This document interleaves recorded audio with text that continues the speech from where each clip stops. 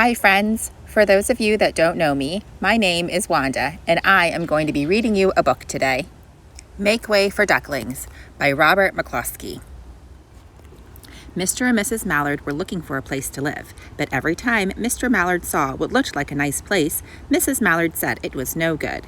There were sure to be foxes in the woods or turtles in the water, and she was not going to raise a family where there might be foxes or turtles, so they flew on and on.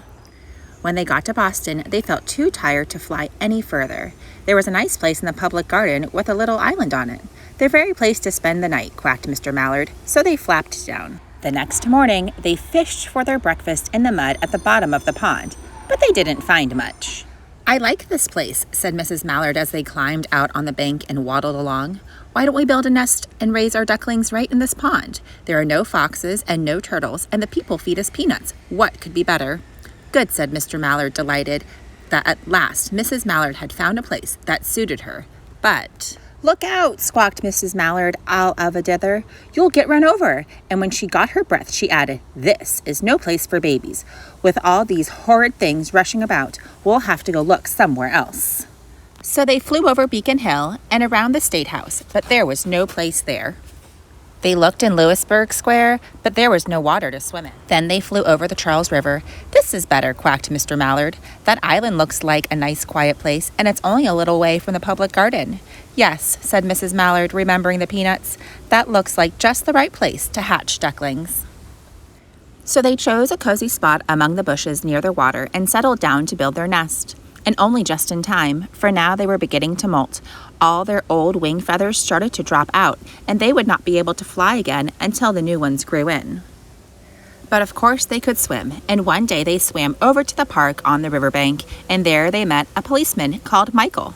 Michael fed them peanuts, and after that the Mallards called on Michael every day. After Mrs. Mallard had laid 8 eggs in the nest, she couldn't go visit Michael anymore because she had to sit on the eggs to keep them warm. She moved off the nest only to get a drink of water or to have her lunch or to count the eggs and to make sure they were all there. One day the ducklings hatched out. First came Jack, then Cack, and then Lack, then Mack and Knack and Whack and Pack and Quack. Mr. and Mrs. Mallard were bursting with pride. It was a great responsibility taking care of so many ducklings, and it kept them very busy. One day, Mr. Mallard decided he'd like to take a trip to see what the rest of the river was like further on. So off he set. I'll meet you in a week in the public garden, he quacked over his shoulder. Take good care of the ducklings. Don't you worry, said Mrs. Mallard. I know all about bringing up children. And she did. When at last she felt perfectly satisfied with them, she said one morning, Come along, children, follow me. Before you could wink an eyelash, Jack, Cack, Lack, Mack, Knack, Whack, Pack, and Quack fell into line, just as they had been taught. Mrs. Mallard led the way into the water, and they swam behind her to the opposite bank. There, they waded ashore and waddled along till they came to the highway. Mrs. Mallard stepped out to cross the road. Honk, honk, went the horns on the speeding cars. Quack, went Mrs. Mallard as she tumbled back again. Quack, quack, quack, quack, went Jack, Cack, Lack, Mack, Knack, Whack, Pack, and Quack, just as loud as their little quackers could quack. The cars kept speeding by and honking, and Mrs. Mallard and the ducklings kept right on quack, quack, quacking. They made such a noise that Michael came running, waving his arms and blowing his whistle. He planted himself in the center of the road, raised one hand to stop the traffic, and then beckoned with the other, the way policemen do, for Mrs. Mallard to cross over. As soon as Mrs. Mallard and the ducklings were safe on the other side and on their way to Mount Vernon Street, Michael rushed back to his police booth. He called Clancy at headquarters and said, There's a family of ducks walking down the street. Clancy said, Family of what? Ducks, yelled Michael. Send a police car, quick! Meanwhile, Mrs. Mallard had reached the corner bookshop and turned into Charles Street with Jack, Cack, Lack, Mack, Knack, Whack, Pack, and Quack all marching in line behind her. Everyone stared. An old lady from Beacon Hill said, Isn't it amazing? And the man who swept the street said, Well, now ain't that nice? And when Mrs. Mallard heard them, she was so proud she tipped her nose in the air and walked along with an extra swing in her waddle.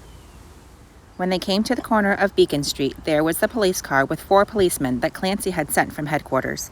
The policemen held back the traffic so Mrs. Mallard and the ducklings could march across the street. Right on into the public garden. Inside the gate, they all turned around to say thank you to the policemen. The policemen smiled and waved goodbye.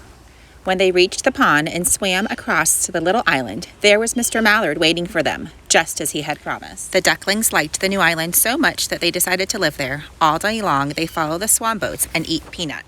And when night falls, they swim to their little island and go to sleep. The end. I hope you all enjoyed this book.